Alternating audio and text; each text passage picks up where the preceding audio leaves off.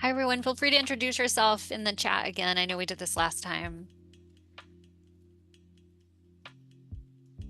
but always nice to say hello. Erin, are you good if we get started? Yeah. So, y'all, there are going to be a few things that you'll see. One is a quick poll that's just asking you about Slack.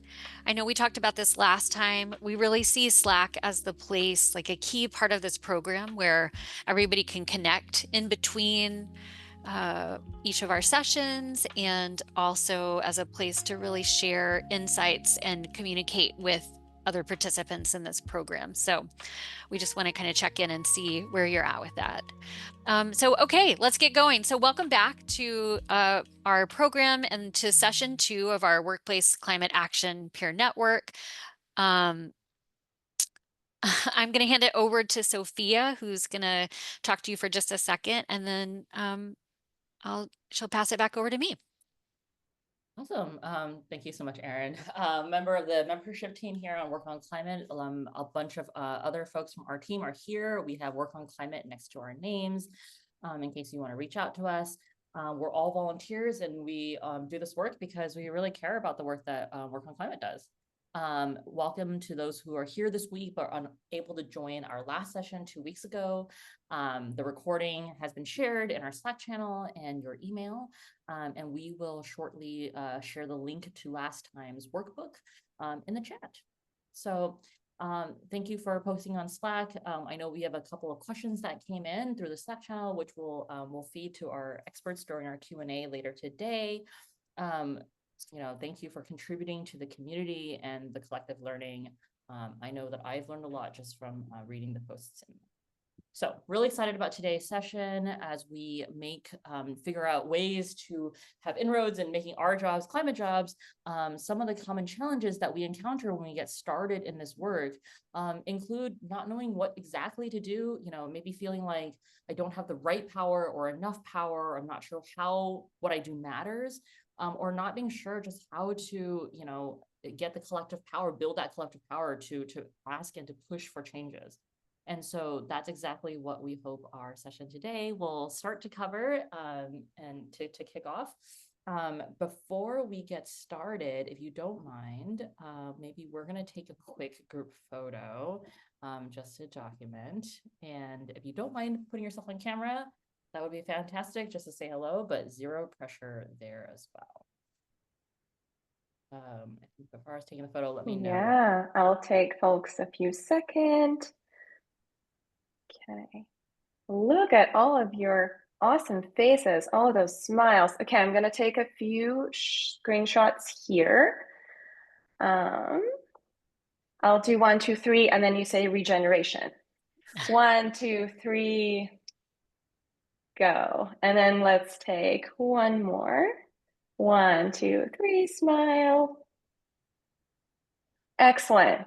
Thanks, y'all. Back to you, Erin and Sophia. All right, handing it to Erin here. Thank you so much. And so our agenda today is pretty straightforward for this session, which is shorter than last time, just 60 minutes. And we're going to hear from our 2 speakers.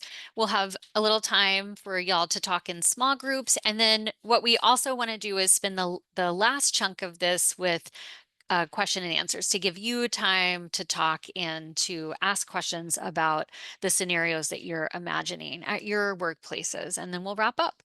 So I just want to introduce our speakers today, and we have 2 people here who are going to speak to the challenges by sharing their experience and their insights. I'd like to introduce Ayana Bodie and Drew Wilkinson, and they're currently 2 of our volunteer subject matter experts here at Work on Climate. You can find them in the channel that we're all in, the Learn Workplace Climate Action channel. If you haven't joined that channel yet, but you are on Slack, please do so. That is, again, where we're talking in between our live sessions and where we're building a community to help each other do this work. And so Ayana and Drew are in that channel. They're up for answering any and all questions about taking climate action in the workplace. Their expertise comes from their substantial experience in this area. Drew is a climate activist, a community organizer, and co-founder of Microsoft's 10,000 member employees sustainability community. He works for Planet Earth, but provides consulting services and one-on-one career coaching on the people side of sustainability. One of his most common presentations is on the topic of every job is a climate job. And Ayana leads the work at Project Drawdown to help corporate partners and their employees scale climate solutions in more meaningful and impactful ways as part of her work doing this. She has produced a number of amazing resources, all available on the Project Drawdown website, which if you haven't checked it out before, I just highly, highly recommend. They are really amazing. And she'll be leading her upcoming Climate at Work employee training, which will run on June 11th, 18th, and 25th from 12 to 1:30 p.m. EDT. So anyway, Drew and Ayana today are going to share their insights and experience with how to get started with trying to make your job a climate job and to share some concrete examples of changes people have made and how to get started when you don't feel like you have much power. And so without further ado, I'm going to hand it over to Drew and Ayana. I think maybe I can kick us off. I think my slides came first. So also I have something very loud happening behind me. Can y'all hear that? I can't. Okay, great. It's kind of distracting, but I'll do my best. I'm gonna go ahead and share some slides.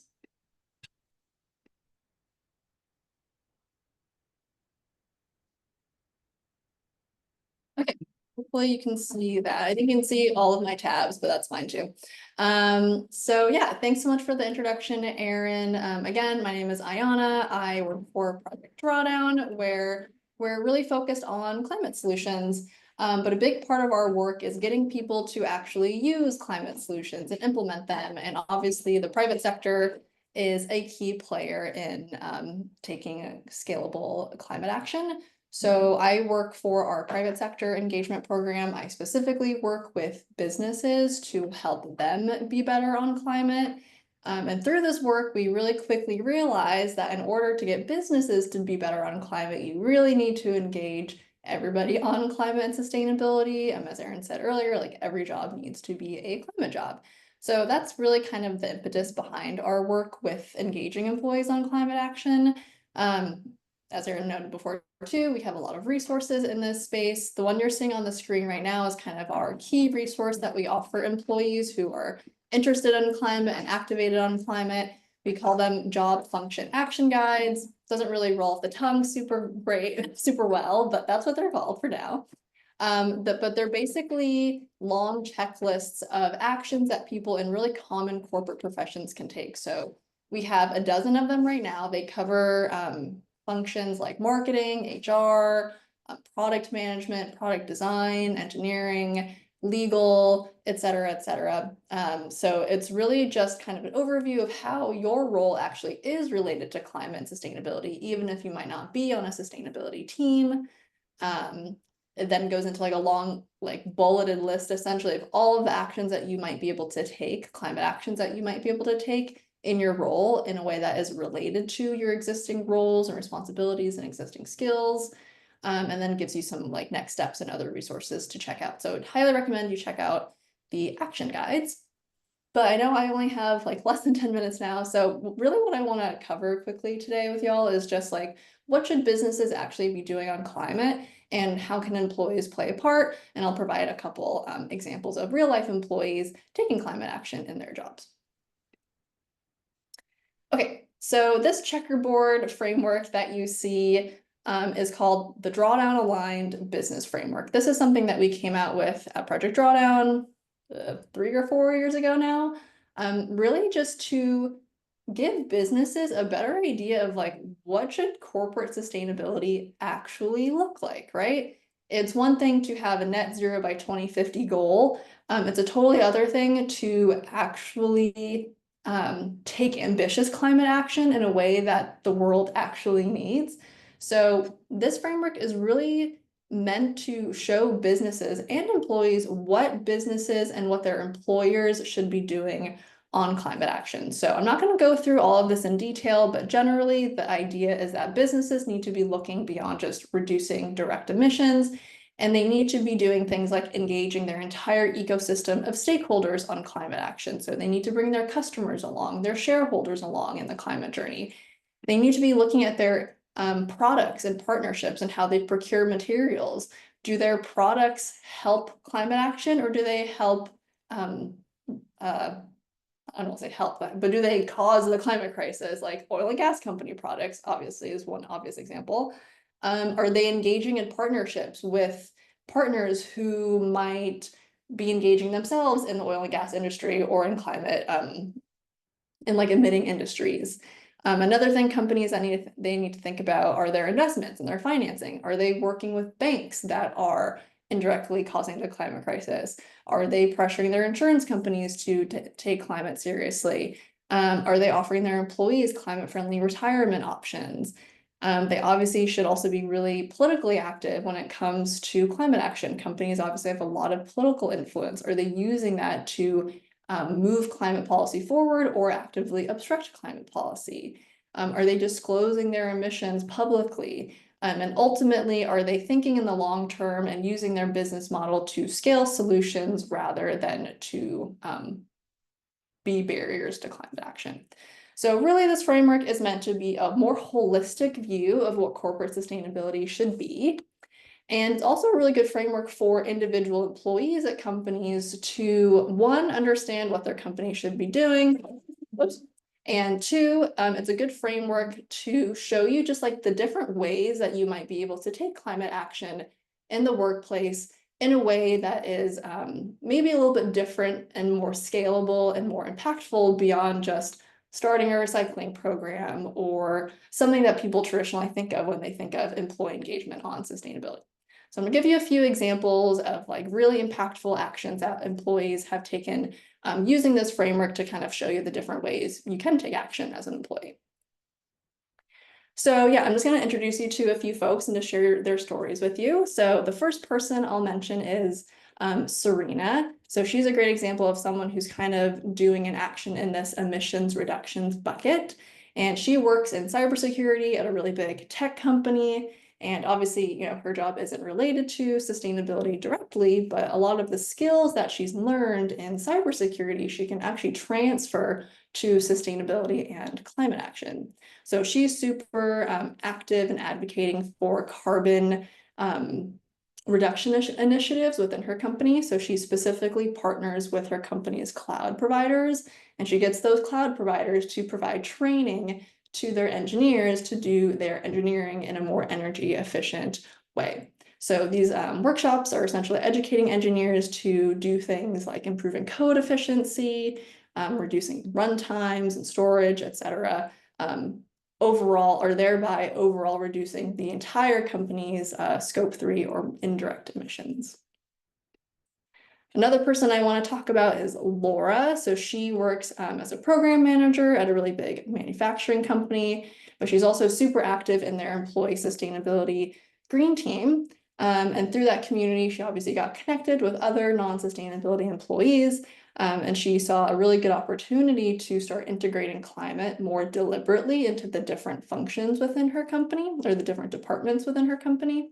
So she led efforts to essentially create action guides, actually inspired by the Project Drawdown action guides, but specifically for her company and for I think the 5 largest departments within her company. And so she's really helping her colleagues also take climate action in their roles by providing them more information and education on how to do so.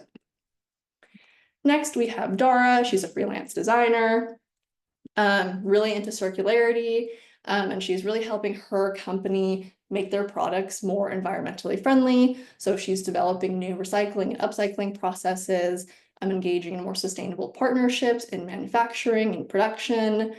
She's analyzing and upgrading all of their packaging, and she also created a take-back system where people can send back their used like shower curtains and things like that so that they can be upcycled into something new. Okay, I think I have 3 more examples. I'm not sure how much time I have left, Erin, but please just yell at me when I'm almost there. Okay, so the next person I'll talk about is Amaro. I think she worked for like kind of a mid-sized tech company, but she essentially got her company to offer their very first climate-friendly retirement investment option to all of their employees. So she was a co-chair, I believe, for the employee-led green team, and she led this effort in her first year to get her company to offer climate-friendly 401k to, I think, like over 1,000 employees in their company. This next example, I think Drew might talk about, but I'll just mention it anyway. So Van and Yulia are a great example of people trying to get their company to use their political influence for climate action. So they're trying to pressure their company, Microsoft, to leave the US Chamber of Commerce, which is, most people might not know this, but the US Chamber of Commerce is like very well known to be obstructors of climate action at the political or at the federal level at least. And a lot of big companies are members of the US Chamber of Commerce, even companies like Microsoft that are actually leading on climate in many ways, but are kind of making null all of their climate actions by being part of these trade associations that are obstructing climate action. So Van and Yulia have been working really hard to educate their colleagues, giving presentations to their colleagues on the issue, and really mobilizing people to rally around this issue and sign a petition. And their efforts coincided with the company finally auditing all of its trade association memberships, basically confirming that there's a lot of misalignment between the company's climate policies and the US Chamber of Commerce's actions. So they're continuing on that campaign. And then the last example I'll mention today is Lisa. So Lisa is a culinary director at a major food service company. Culinary director seems like a very fun job. I think she basically just gets to make recipes. But she works at a major food servicer, so a company that provides food to like hospitals and schools and college campuses. So she's been doing a lot of work to center climate more in her work by making the recipes and the menus that she produces more plant-based, which, as I'm sure we all know, are more climate friendly. So she's helping lower the amount of animal products in the company's recipes. And by doing that, she's really kind of shifting the business model of the company, because the main way that the company makes money is by servicing food. And when this food is more plant-based, it inherently is going to be more climate friendly. So now she's really embedding her entire work and the company's profit driver with climate considerations. So that's the last example I have, and I didn't put an ending slide to this, but I just wanted to show a few really good examples of employees who work in a lot of different sectors and a lot of different functions. None of these people work on sustainability teams, but they're all doing a lot of great work to integrate sustainability into their role, whether that be directly into their role, like with Lisa, who's kind of directly bringing climate considerations into her day-to-day job. But then you have other people like Laura, who I mentioned, who's kind of doing climate work not in her role as a program manager, but she's part of this green team where she can bring climate into the workplace. So yeah, hopefully those examples are inspiring and to show you a little bit more of like a variety of like what it means to take climate action in the workplace in a really impactful way. And yeah, I think I'll turn it over to Drew now. Thanks, Ayana. Let me grab the screen.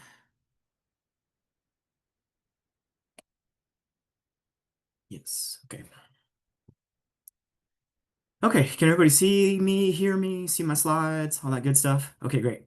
Hi, I'm Drew. Yeah, if you've been a member of the Learn Workplace Climate Action Slack channel, you've probably seen me and Ayana posting there. I do want to make one more plug to join that community for all the reasons that were listed at the top of the call. Take for example, there's 20 people in this webinar. That's 1% of the total membership of the community in Slack, which is more than 1,600. And so this is really all about tapping into the collective intelligence. And so we do have an always on forum for all of this. So please do consider joining if you haven't already. We have conversations like this all day, every day in there. Whoops. So before I get too deep into this, and I'm going to try to be brief because I also want to leave as much space and time as possible for us to have a dialogue, because that's the whole point of us all being together in a room.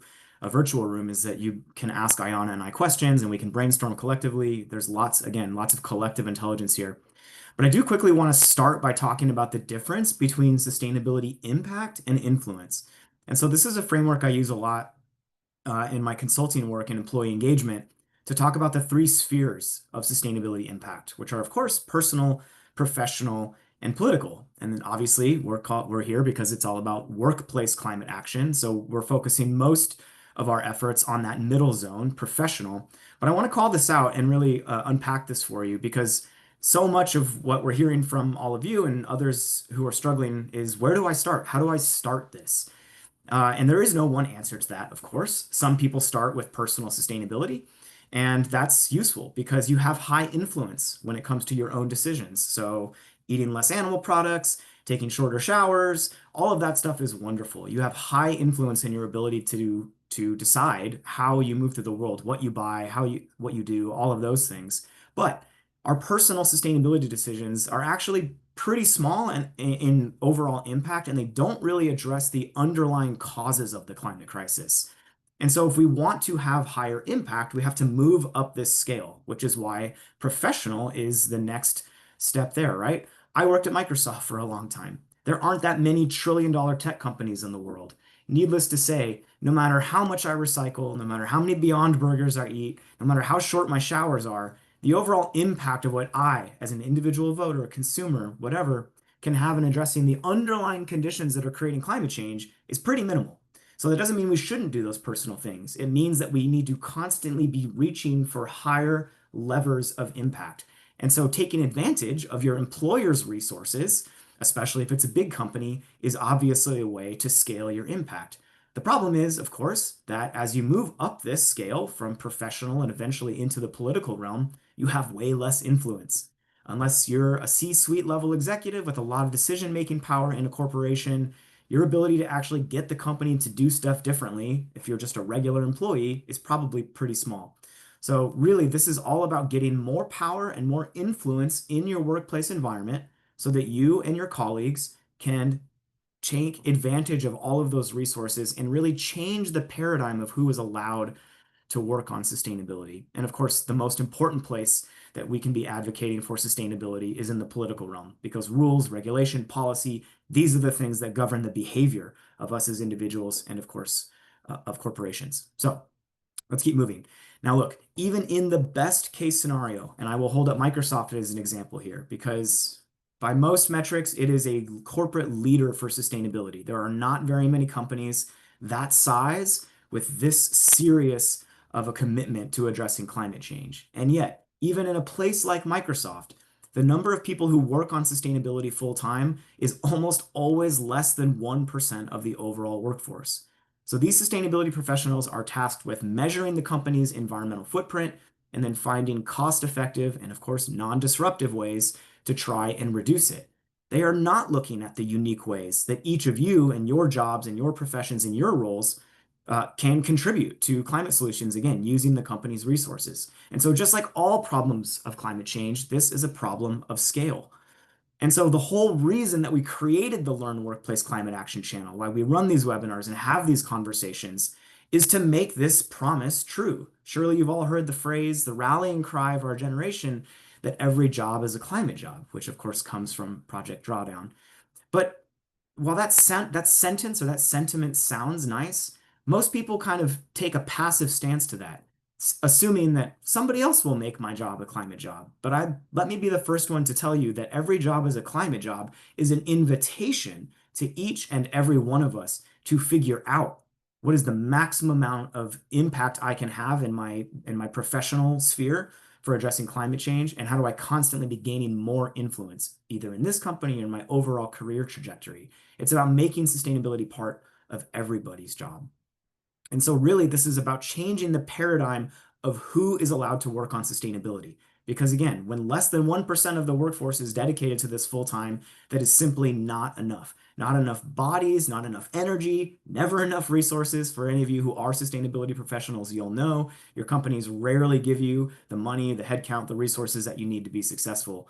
So every job as a climate job is an invitation for all of us to figure out how we change this paradigm inside of our companies. that everybody should be allowed to work on sustainability, regardless of job title or past experience. So if you're going to do this, right, if you're going to make your job a climate job, you're going to engage with your fellow employees to get sustainability into every process, every role, every department. How do you do that? And more importantly, who does that? Well, it is an important distinction to talk about the difference between top-down and bottom-up initiatives to do this. And I'll, spoiler alert, the fastest and most effective way to, again, change the paradigm of who's allowed to work on sustainability is to have both of these things running in parallel. You need the top-down. You need support from the official executives in the company. An executive sponsor, like a chief sustainability officer, is often a very powerful ally to unlock employees' participation in sustainability. Top-down initiatives often have budget, headcount, funding. These are official things that the company is doing. And so they're very important, right? A bunch of grassroots employees are unlikely to be able to create a company-wide sustainability training for all of their colleagues. That is something that is more traditionally going to be done by a learning and development department or an HR department. It is a top-down initiative. So obviously the advantages here are clear. When something is top-down, it's official, therefore it gets resources, it has permission, support from the company. But these initiatives also tend to be slower and a lot more bureaucratic and less agile. And then, of course, bottom up, which is probably the way that all of you have started or are going to start engaging in making your job a climate job and taking workplace climate action. When your company is slow to engage employees top down, employees really should be starting this work themselves. And it's a funny catch-22 because, so for example, at Microsoft, the company was not engaging employees in sustainability top down at all in any meaningful way. And so as employees, we said, fine, then we'll engage ourselves. And we built up enough power, enough influence, enough critical mass of people that eventually the company said, hey, this is actually great. We want to support this. So how can we work together to do that? Now, look, not every company is Microsoft for all kinds of reasons, but you don't need to wait for permission. You don't need to wait for your company to tell you you're allowed to do this. In fact, if you take anything away from this, take away from it, ask for forgiveness, not permission. We are very, very late in the climate crisis. We should not be asking our employers for permission to do something about our house burning down. So the point is top-down and bottom-up efforts complement each other. They do different things. And when you have both happening in concert, that's when you get the most engagement. Now, again, I'm trying to keep this short, so I'm not going to unpack this all the way, but this is a framework that you can be thinking about as you ask yourself this question: where do I start? How do I get my company to be more sustainable? How do I get a seat at the table so that I can be considered a critical stakeholder when it comes to sustainability decisions? And then how do I build power with my colleagues so that the company listens to us, supports us, gives us resources, gives us, all of that great stuff? The virtuous cycle is a really wonderful way to think about this, right? It's a three-step process. It's a virtuous cycle, just like what you would find in nature with honeybees and flowers, where one positive action reinforces another, and so on until you have a self-propelling system. And so what you need to do here, everything you do to take workplace climate action should be framed up in these three buckets. You need to educate, inspire, and activate all of your colleagues. Now, all of us are coming to this with different sets of experiences and knowledge. Some people have never heard of climate change and are just waking up and realizing, oh my God, other people understand scope 3 emissions and are looking for a different place. So you can enter this cycle at any point depending on your past experience, but the goal is to move every single employee, all of your colleagues, through every phase of this process. So the education part is really, really important. And if your question is, where's the first place I start? I would definitely suggest with education. You need what we call climate literacy. You and all of your colleagues need to understand at a 101 level, what is climate change? What are the causes? What are the effects? What are the solutions?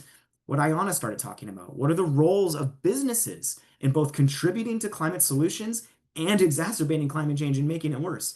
Because the key word in business as usual is business, and companies are largely responsible for the mess that we're in. So start with that basic climate literacy. Focus your efforts on helping get all of your colleagues up to a baseline understanding of these issues, because without it, they're not going to be able to figure out where they can effectively start or plug in. Then you need to inspire your colleagues by showing tangible examples of what it looks like in your company when your peers make that promise true, that every job is a climate job. So every chance you get, highlight a success story and share how it was done. Ayana just gave you 5 from different employees. Do things like that inside your own companies, no matter how small it is. People need to see something as possible in order to believe that they can do it too. And so one of the most powerful things you can be doing is inspiring your colleagues by showing examples. And if there are none in your current company, well, Ayana just gave you 5. There is no shortage of examples. You also have a 1,600 person community in Slack that you can ask for other examples. And then, of course, the most important part of this process is activation. You can be educated and inspired all day long. If you don't do something with that, it doesn't matter. And so this is about creating programs, processes, green teams, hackathons, ideathons, you name it. It's about creating scalable, repeatable ways to channel that energy from your colleagues once they have climate literacy, once they've been inspired to actually do stuff with that to move the needle. So let's talk quickly about green teams. Now, like I said, my kind of foray into this work was co-founding Microsoft's Green Team back into, it's been almost 10 years now, which is hard to believe. But like I said, back then, Microsoft, first of all, wasn't doing anything on sustainability really, and certainly wasn't engaging employees. And so we started, oh, sorry, I'll come back to that.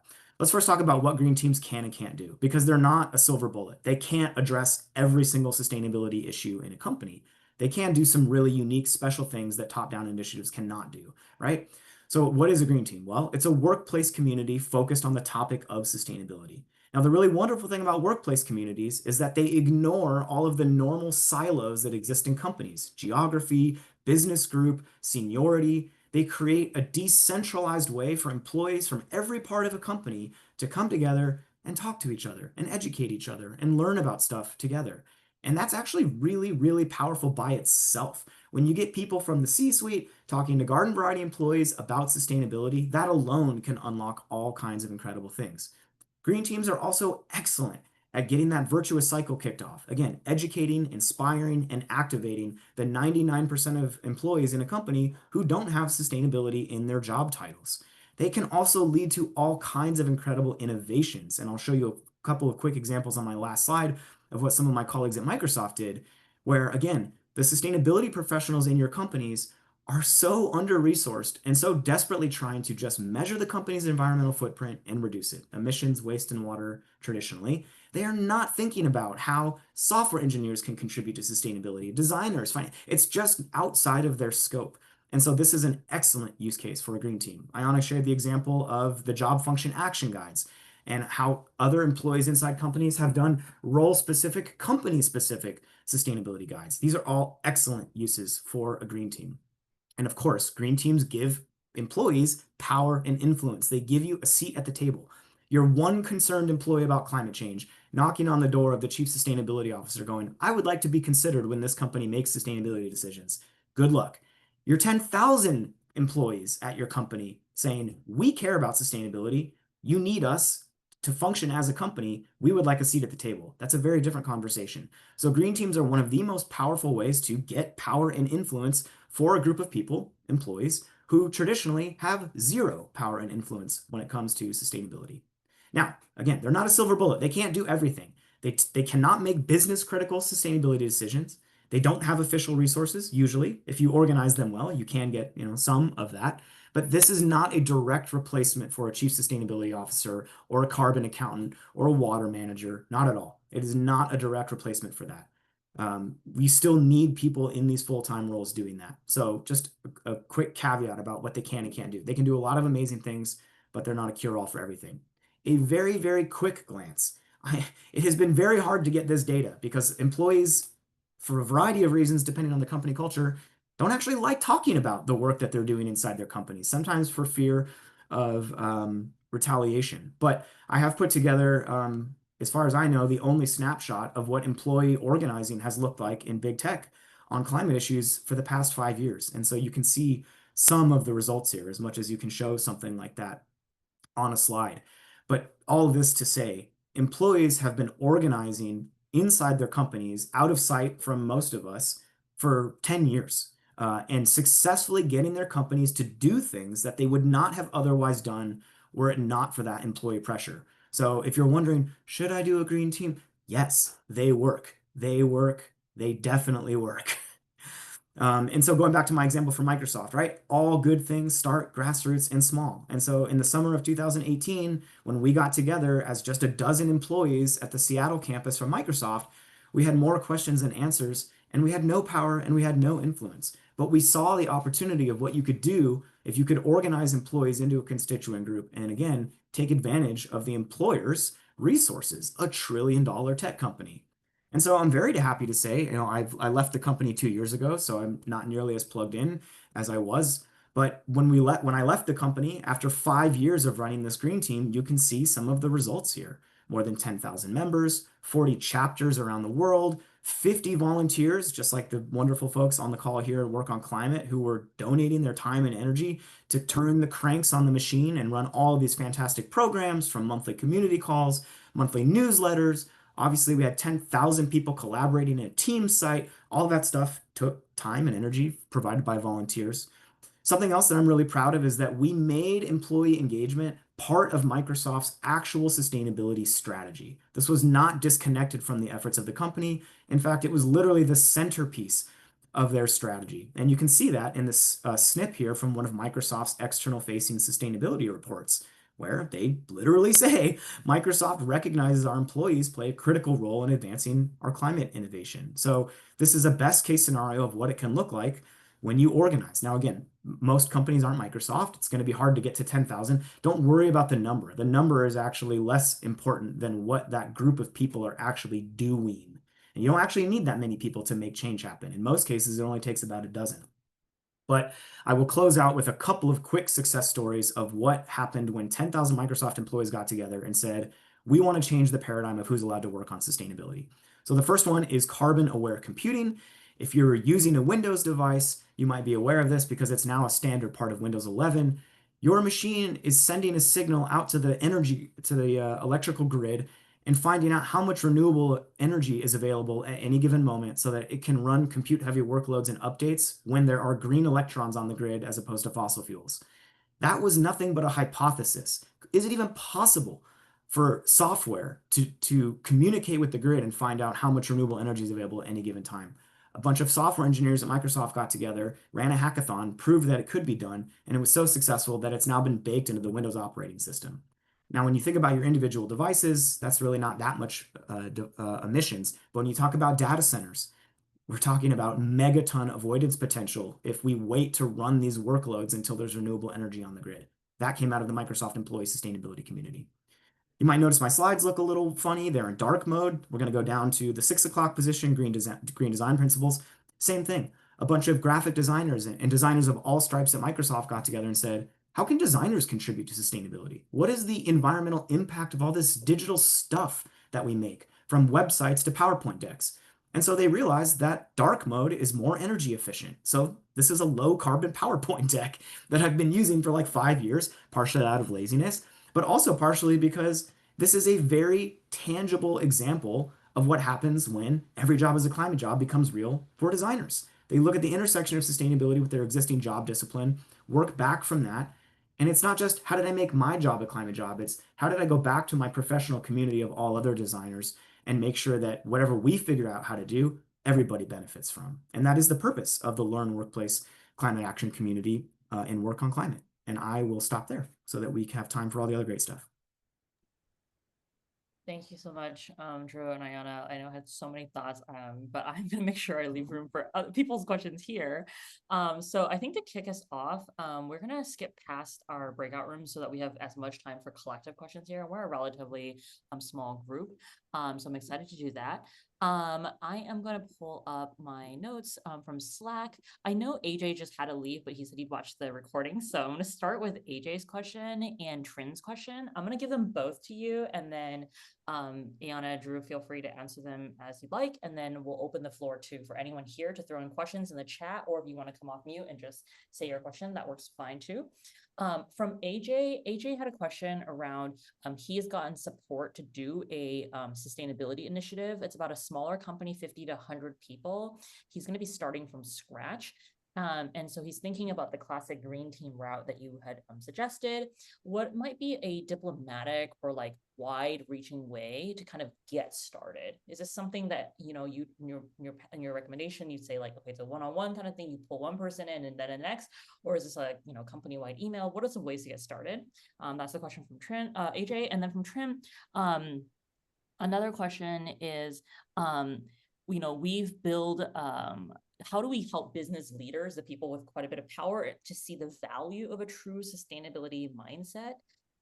You know, people identify multiple levers that we need to be pulling simultaneously, but how do we help people see the value of it beyond just emissions, just the entire, you know, sustainability mindset altogether?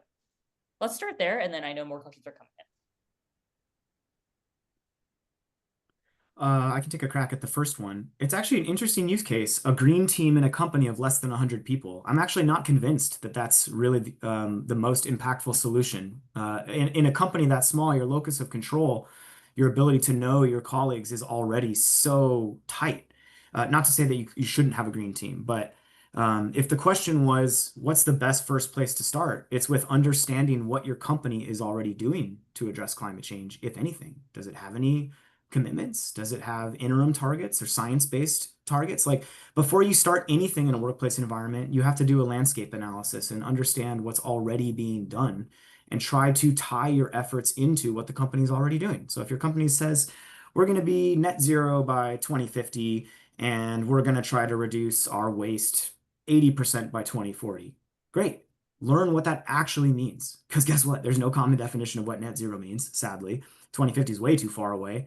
And you have to learn what your company's already doing before you can hope to influence it to do something differently. So if so start with a landscape analysis always. Who works on sustainability? How many of them are there? What are their job functions? What are our climate commitments? What is our progress to date on those commitments? Have we made any? Start with what's already happened. If nothing is happening, then you have a blank slate. And you can start advocating for the company to do all the basic things that companies do when they're in the early stages of their sustainability journey, which is measure and reduce your emissions, water, and waste. What would you say, Ayana? I think that's all great. And maybe I'll actually kind of answer the second question around how to get business leaders to kind of see the value in this beyond just reducing emissions. And I think two things come to mind. Unfortunately, like proving that sustainability is profitable, like I hate that it has to come down to money, but that is kind of, as we all know, what businesses care about. And there's so much evidence out there now for like basically any action that you might think of that there is proof that it's probably better in the long term for profitability, resilience. Drew and I talk about this a lot, like companies that care about sustainability have way better employee retention. Younger people want to work for them and want to stay loyal to them. This is like a really big issue for talent retention and talent attraction. So I think that's like a pretty big point that is important to make. And I think if you kind of want your business leaders and your managers on board, I think it's a good place to start is like think about what you're already doing or what initiatives already exist. So that's what Drew said, like doing a landscape analysis is really good, not just with sustainability, but with just like what is being mandated from your manager or from the top. What are you already being asked to do? And can you integrate sustainability and climate into that so that you're not asking them to do some other thing that they might think is unrelated to your job, and they'll say, oh, like, well, I don't want you to dedicate time to this. And this is kind of if you're going at it from the route of, you know, beyond even just a green team and like thinking about it more individually to like what can you do in your role and your function. One example, I remember talking to someone who I think works at Amazon, was saying how, you know, there was some kind of mandate from the top basically asking her team to like basically be more efficient, like where can you cut inefficiencies? And she saw that as a really good place to bring in sustainability, because often when you bring in sustainability, you are being more efficient, right, with whatever it is that you're doing.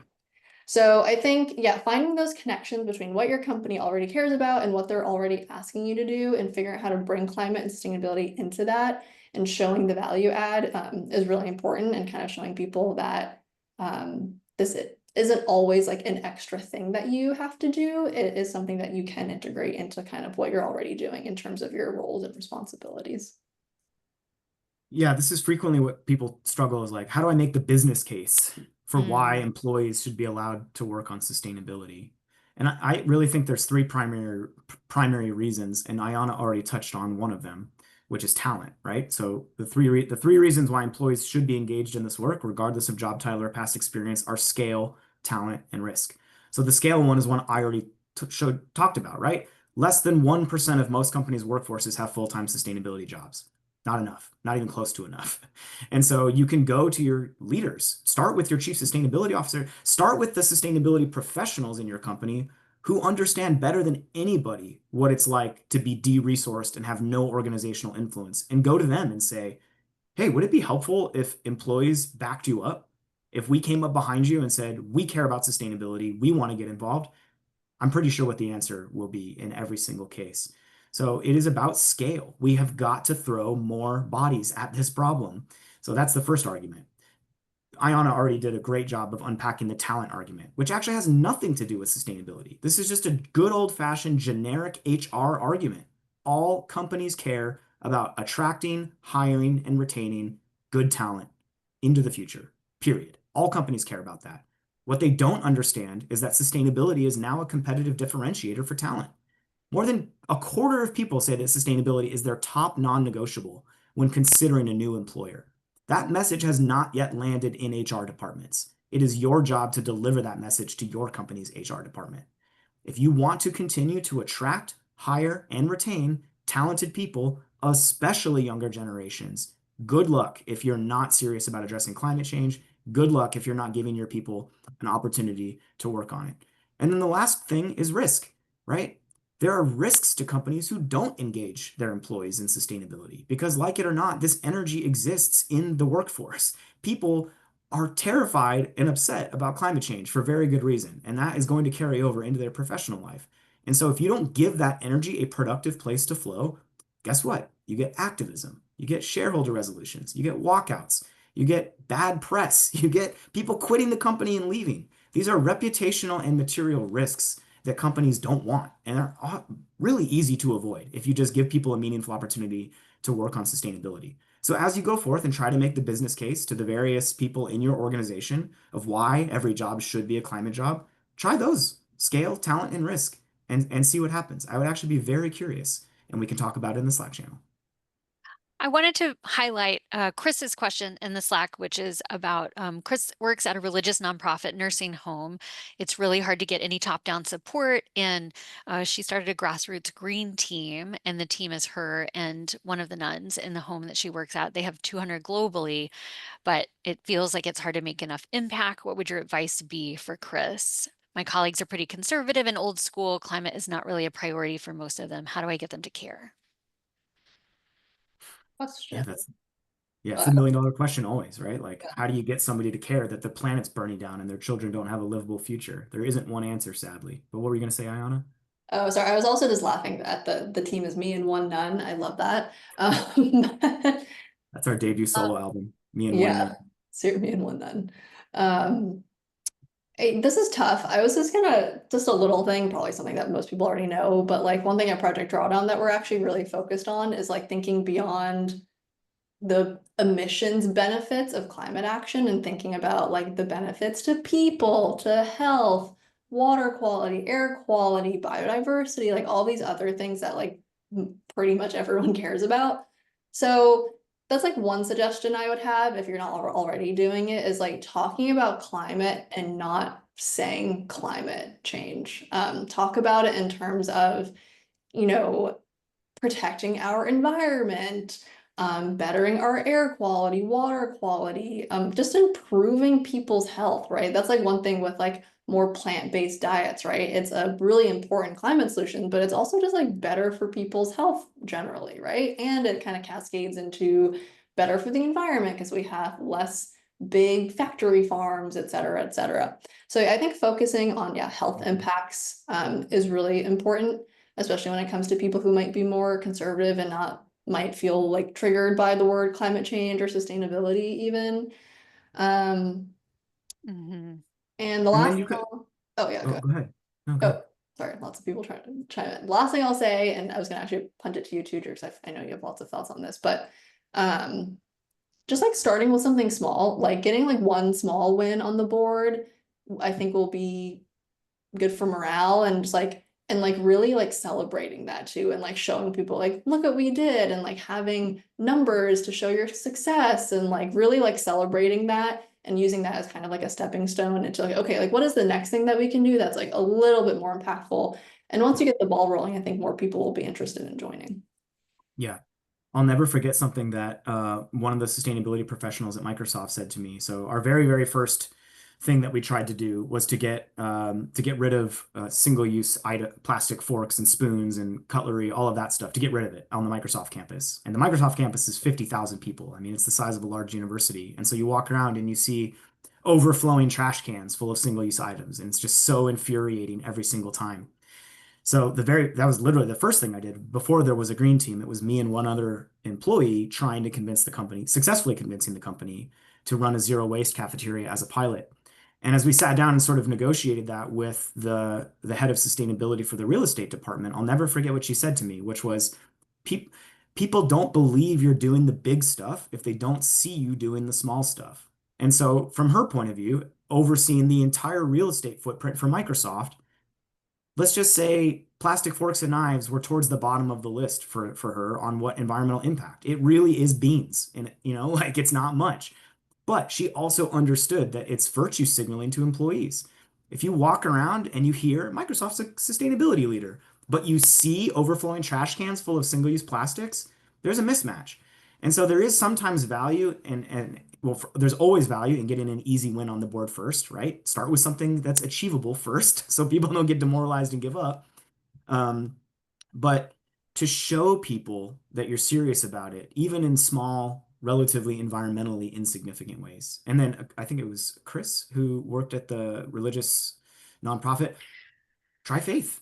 I mean, I don't know. Like, I don't know what religion it is or whatever, but there are plenty of climate leaders who approach this work through faith, and how, we're supposed to be stewards of the earth, not conquerors and destroyers. So that might be another way to reach people through something that they do already care about, is like the faith argument for why we should be taking care of the planet that was given to us instead of destroying it.